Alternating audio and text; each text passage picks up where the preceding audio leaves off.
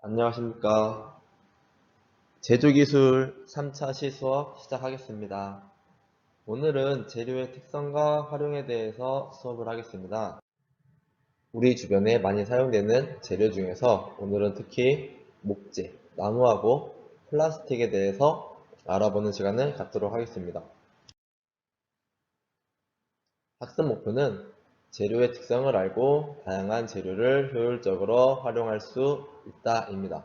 우리가 나무와 플라스틱의 특성을 알았을 때 어떻게 사용할 수 있는지 오늘 수업을 마치면 우리가 알 수 있게 될 것입니다. 첫 번째로 목재에 대해서 알아볼 건데요. 목재는 첫 번째, 다른 재료에 비해 가볍고 단단하다. 이거는 한번 생각해 볼 문제인데, 나무가 어디에서 자랐냐에 따라서 나무의 단단함은 달라집니다. 적도에 가까운 따뜻한 지역에서는 나무가 대단히 빨리 자라요. 그래서 나무가 상대적으로 밀도라는 것이 작아지고, 그래서 가벼워지게 됩니다.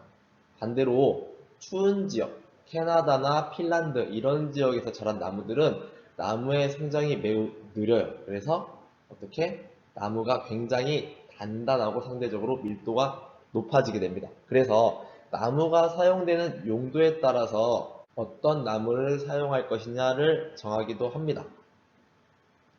예를 들어 책꽂이 같은 경우에 너무 밀도가 낮은 목재를 사용할 경우 책꽂이가 안정적이지 못하겠죠. 그래서 좀 더 밀도가 높은 나무를 사용합니다.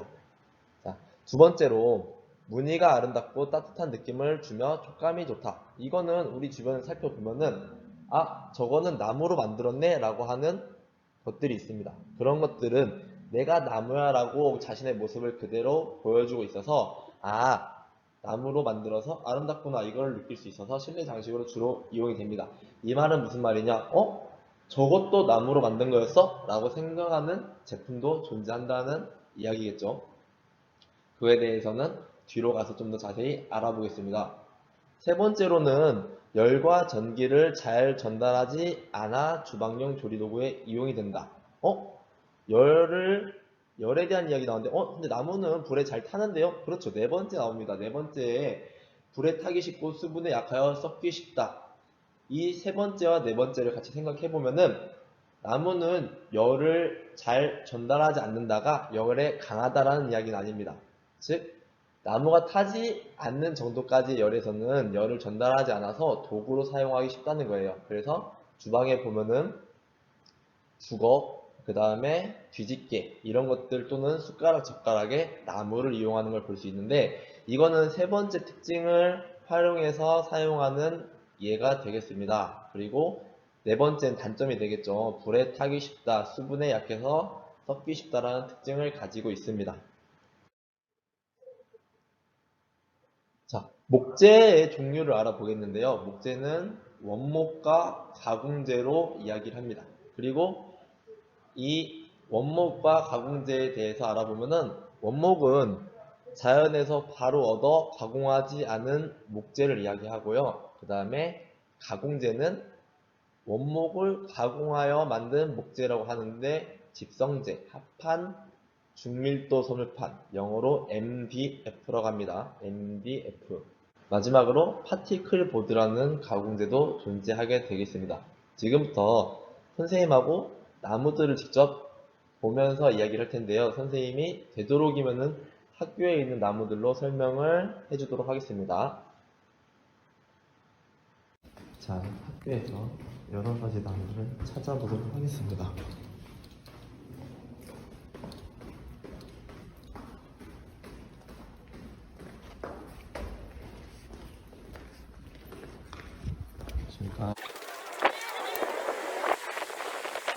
나무들이 많이 심어져 있습니다. 학교에서 제일 두꺼운 나무를 찾아볼게요.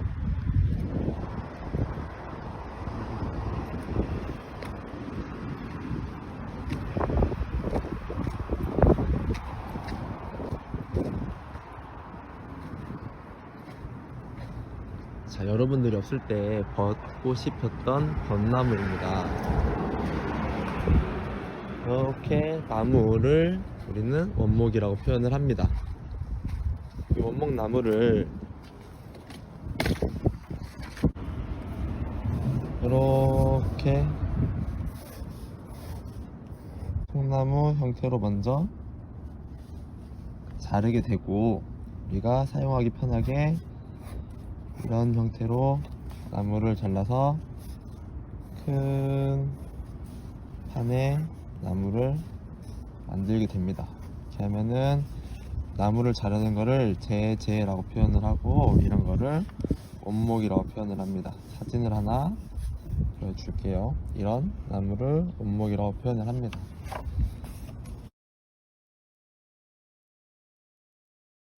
하지만 이런 나무의 단점은 크기가 크지 않다는 겁니다. 식탁을 넓게 만들고 싶은데 원목을 이용을 한다면은 원하는 크기의 식탁을 찾기가 어려울 수 있어요. 그래서 나무가 2배로 커진다고 해서 그 나무의 가격이 비례해서 2배로 비싸지는 건 아니고, 실제로는 훨씬 더 많은 비율로 비싸지게 됩니다. 자, 원목나무는 충분히 아름답다. 그리고 뒤에 가서 얘기를 하게 되는데, 원목나무는 나무의 본드를 사용하지 않아요. 본드를 사용하지 않아서 건강에도 좋다. 그리고 아름답다. 하지만 단점은 나무의 크기에 제한이 있다는 것이 있습니다. 원목을 사용할 때는 나무의 크기가 제한될 수 있다. 첫 번째, 원목에 대해서 이야기를 해봤고요. 또 어떤 나무들이 있나 한번 돌아보겠습니다.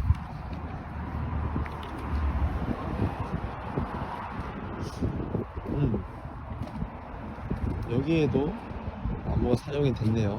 이 나무도 원목을 잘라서 사용을 했습니다.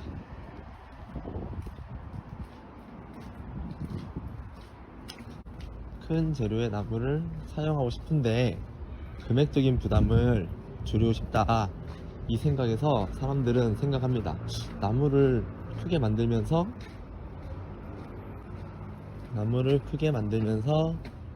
금액은 나무의 양과 비례하게 할 수는 없을까 생각을 합니다. 이게 다음번에 나오는 나무에 대한 이야기가 됩니다. 두 번째부터는 가공재에 대한 이야기를 해줄 건데요.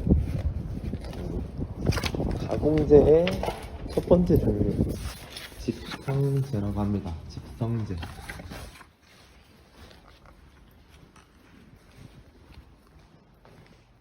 자, 가공재 중에서 첫 번째 나무 집성재에 대해서 이야기를 해주겠습니다. 집성재란 원목나무의 크기 제한을 해소하기 위해서 일정한 크기로 나무를 잘라서 본드를 이용해서 나무를 접합해서 큰 형태의 나무를 만든 것입니다.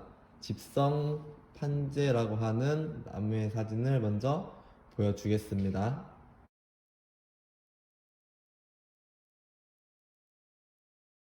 나무를 다음과 같이 일정한 사이즈로 잘라서 붙이게 돼서 크기를 극복해서, 이런 경우는 나무의 크기가 커지더라도 가격이 기하급수적으로 늘어나는 현상을 방지할 수가 있습니다.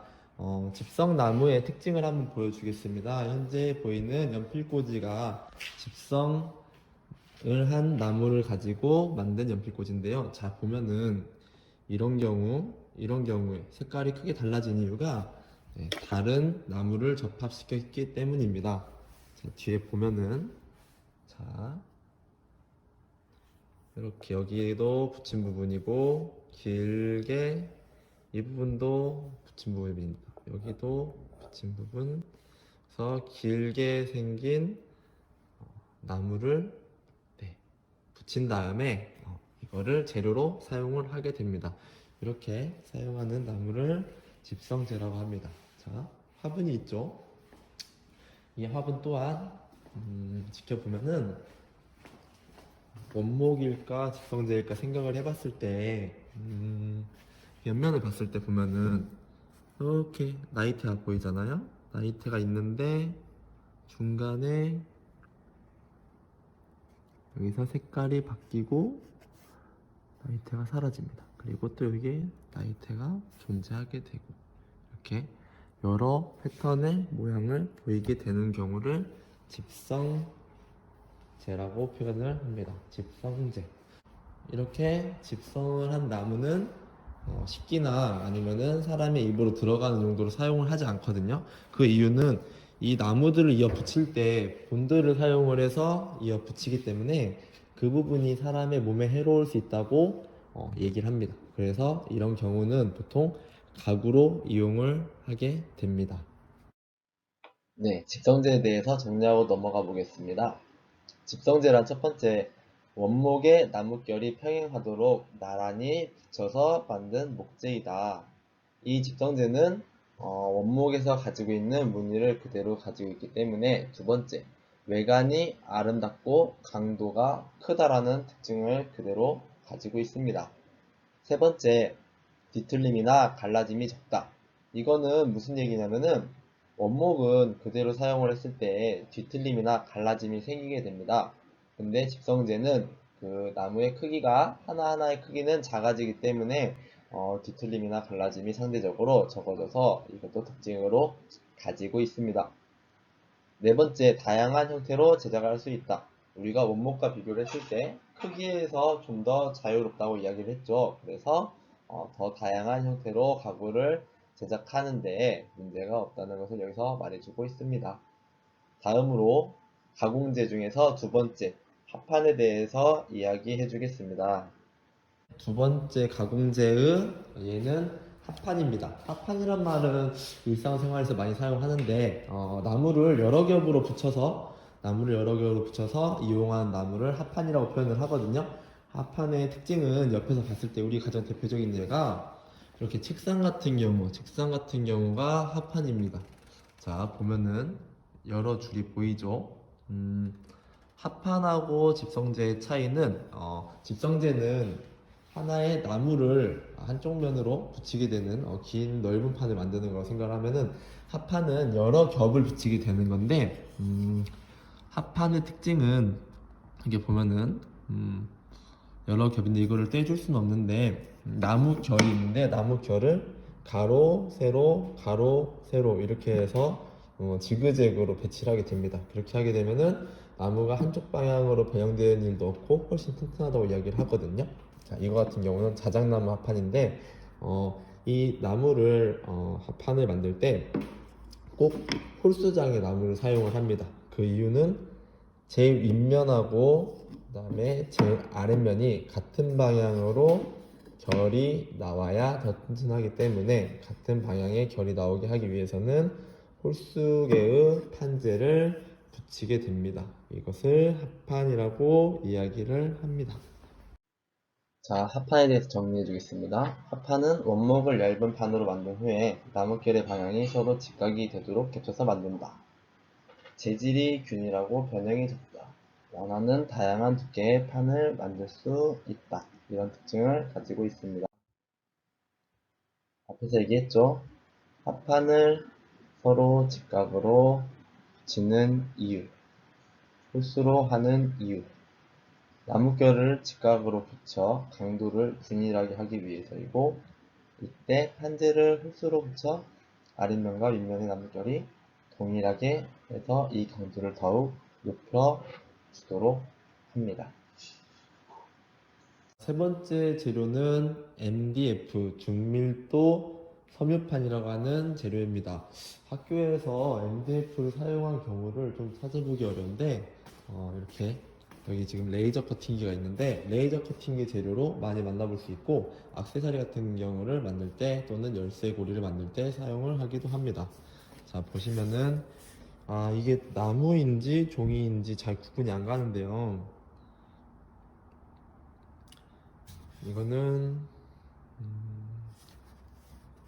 나무를 잘게 갈아서 본드하고 섞은 다음에 높은 압력으로 이 녀석을 굳혀줘서 만든 나무를 가지고 가공을 한 가공제입니다. 특징은 나무를 갈았기 때문에 결이 없습니다. 결이 없어서 휘어진다거나 하는 것들이 없고, 남은 재료를 가지고 만들 수 있기 때문에 자투리 나무를 사용한다는 점에서 재료에 제한이 없어서 가격이 저렴합니다. 즉 원목 나무를 만들고 또는 작은 원목 나무를 일정한 크기로 잘라서 집성재를 만들고 그리고 나서 나머지 나무들을 또 가공을 해서 이렇게 MDF라는 것을 만들게 됩니다. 하지만 이 녀석도 단점이 있는데요. 얘는 물을 만나게 되면은 본드가 상대적으로 약하게 되면서 이 나무 사이에 물이 스며들게 되고 그 다음에 그러면은 쉽게 강도가 약해지는 현상을 보일 수가 있다는 단점이 있습니다. 이어서 이 녀석의 특징을 얘기를 하자면은 다음과 같습니다. 자, 중밀도 섬유판. 원목을 갈아서 가루 상태로 만들어 접착제와 함께 높은 온도와 압력을 가하여 압축해 만든다. 특징, 재질이 균열하지만 수분에 약하다. 가공이 쉬워 복잡한 모양으로 만들 수 있다. 다음으로 넘어가겠습니다. 다음은 파티클 보드입니다. 마지막 가공재는 봅시다. 이 책상 나무일까요? 아닐까요?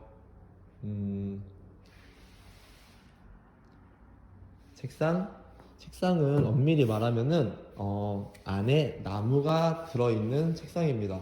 이 위에면에다가 그다음에 옆면에다가 깔끔하게 마감 처리를 했는데 이 부분을 제거를 해보면은 나무가 들어있는 걸 알 수가 있거든요.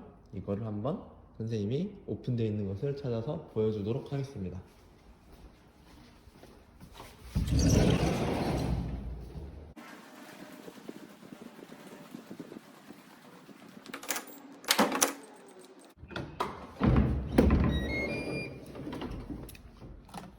자, 교무실에 프린터 밑에 이 부분 보면은 원래는 이렇게 마감이 되어 있는 곳이어야 하는데 자, 까져 있죠. 잘 봤을 때. 자, 나무 MDF 중밀도 섬유 판재보다 MDF보다 훨씬 더 큰 재료를 이용을 하기는 했습니다. 네, 그래서 자투리 나무들을 좀 크게 썰어서 사용을 한 파티클 보드입니다. 왜 파티클 보드일지 자 여기도 이렇게 되어 있네요. 그렇죠?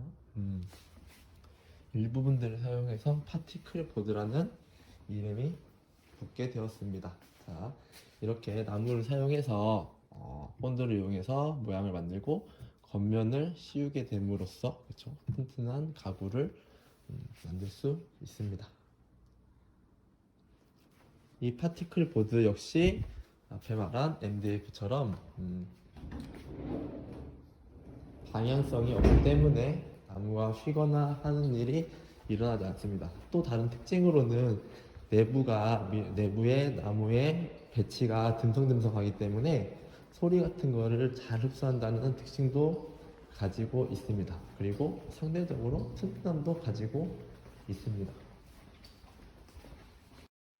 자, 파티클 보드 정리하겠습니다. 파티클 보드란 원목을 작은 조각으로 부수어 접착제와 함께 높은 온도와 압력을 가해서 만든다. 재질이 균일하지만 수분에 약하다. 중밀도 섬유판보다 강도가 약하고 소리를 잘 흡수한다. 비교해 보겠습니다. 중밀도 섬유판 MDF는 원목을 갈아서 가루 상태로 만들고 파티클 보드는 원목을 작은 조각으로 부숴서 사용한다 라고 해서 이들의 그 하나하나의 크기가 차이가 좀 존재하게 됩니다. 자, 우리가 배운 걸 한번 생각해 보겠습니다. 나무가 있습니다. 나무가 있고 나무를 잘라서 그대로 사용을 하면은 원목이다. 그리고 이거를 가공을 하는데 이 녀석을 이 가공한 나무를 일정한 크기로 잘라서 본드로 이어 붙여서 큰 판재를 만들고 이 판재를 사용을 한다. 이 큰 판재는 집성재라고 합니다. 자, 원목 나무를 잘라서 다시 큰 판을 만든 거는 집성재.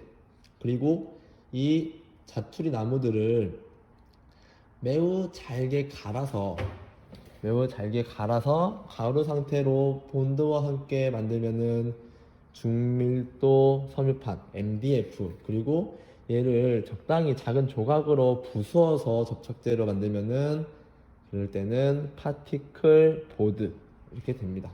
그리고 MDF나 파티클 보드, 특히 파티클 보드는 다른 것으로서 마감을 해서 사용을 하게 된다는 점, 이렇게 하면은 목재의 재료에 대해서 충분히 알게 되는 것입니다. 재료에 이용해서 우리가 목재의 종류를 알아야 되는 이유는 나무는 다양하고 가공 방법에 따라서 그 품질이나 가치 그리고 가격이 달라집니다. 하지만 지금 우리 집에 있는 가구들은 우리 부모님들이 구매를 했지만 시간이 흐르면은 내가 어떤 가구들을 사야 되는 순간이 올 수 있는데, 만약에 내가 사려는 가구가 원목인지 집성제인지 아니면은 파티클 보드에다가 겉에 표면만 무늬를 입힌 목재인지, 그런 걸 무늬목이라고 합니다. 목재인지 이것을 구분할 수 있어야 알맞는 지불을 하고 물건을 살 수가 있습니다. 물론 나무 무늬를 입힌 파티클 보드가 사용을 하는데 문제가 있다는 건 아닙니다. 하지만 파티클보드로 만든 무늬목을 입힌 이런 가구를 원목의 가격을 주면서 구매를 한다면은 억울할 수 있으니까, 나무 재료의 종류를 알고 있다면은 적어도 그 물건의 적절한 가치를 지불하고 살 수 있는 안목이 생기는 겁니다. 그래서 나중에 우리가 가구들을 구매하는 일이 있을 때를 위해서 적어도 원목, 그 다음에 집성제, 그리고 MDF와 파티클보드, 이것들을 구분할 수 있으면 좋겠습니다. 자, 선생님이 사진 하나를 보여주겠습니다. 이 사진은 답을 먼저 알려줄게요. 원목처럼 보이지만 이것은 원목이 아니고 MDF에다가 무늬목을 입힌 겁니다. 잘 살펴보면은 차이점이 느껴질 텐데요. 자, 모서리 부분을 봤을 때 옆면과 윗면과 앞면, 자 표현을 해줄게요. 나무의 표면과 옆부분과 윗부분, 이렇게 세 개를 봤을 때 이 세 녀석이 하나의 나무인 것처럼 표시가 돼야 합니다. 하지만 이 부분이 다른 모양을 하고 있다면은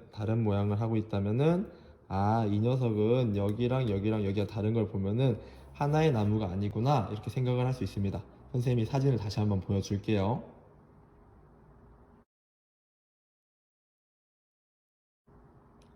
그렇죠. 이 윗부분의 무늬가 옆에하고 다르게 똑같이 이 결로 표현되어 있다는 것을 알 수가 있을 것입니다. 이거를 구분할 수 있다면은 이 녀석이 원목이구나 아니구나, 이걸 쉽게 알 수 있을 것입니다. 자, 학습 결과를 확인해 봅시다. 선생님 집에 있는 책상하고 책꽂이를 보여주려 하는데요. 지금은 책상의 모습입니다. 어떤가요? 원목 또는 집성제 같은 느낌이 듭니까? 책상은 꽤 큰 사이즈예요. 이만한 사이즈가 원목일 수 있을까 생각을 해보고, 자, 책꽂이입니다. 책꽂이 옆면, 앞면, 또 윗면, 네, 그렇죠. 윗면하고 옆면과 앞면, 그렇죠. 자,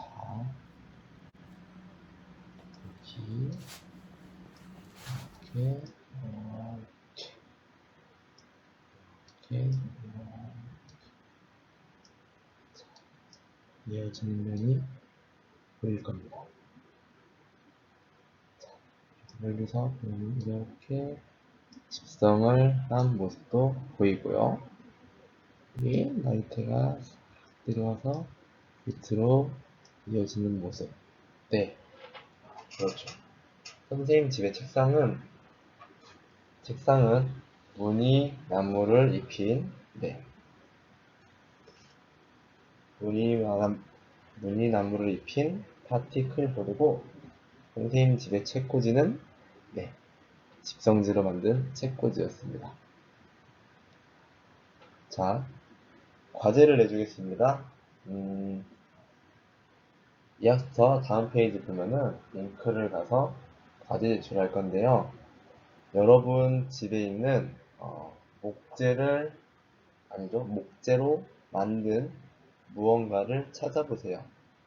이것이 원목인지 집성재를 이용한 것인지 파티클 보드를 이용한 것인지 합판인지 이것을 확인을 한 다음에 그것과 여러분들의 학번 그리고 이게 어떤 재료일지에 대해서 적어서 사진을 올려주시면 되겠습니다. 예제를 보여줄게요. 자, 보기와 같이 사진을 찍어서 제출을 해주시면 되겠습니다. 1인당 2개씩 찾아서 제출해주시면 되고, 아까 말한 무늬목 같은 경우는 이게 안에 파티클 보드인지 MDF인지 확인하기 어렵거든요. 보통 이렇게 무늬목으로 된 것들은 대부분이 파티클 보드이기 때문에 파티클 보드라고 표현을 해주고 확실하게 MDF라고 보여지는 녀석만 MDF를 해주세요. 그리고 선생님 거 지금 사진 보는 거와 같이 이 녀석이 파티클 보드라면은 무늬목이라면은 그 증거가 뚜렷이 보이는 부분을 보여서 사진을 올려주시면 되겠습니다. 오늘 플라스틱하고 나무 두 가지를 다루려고 했는데 생각보다 나무에 대한 이야기가 길어져서 재료의 이용 중에서 나무 부분으로 오늘 수업을 마무리하고 3교시는 권혁수 선생님의 더 재밌는 수업을 듣도록 하겠습니다. 플라스틱에 대해서는 다음 주에 준비를 해서 여러분들이 또 이런 재료들을 알아갈 수 있는 시간을 준비하겠습니다. 수고하셨습니다. 감사합니다.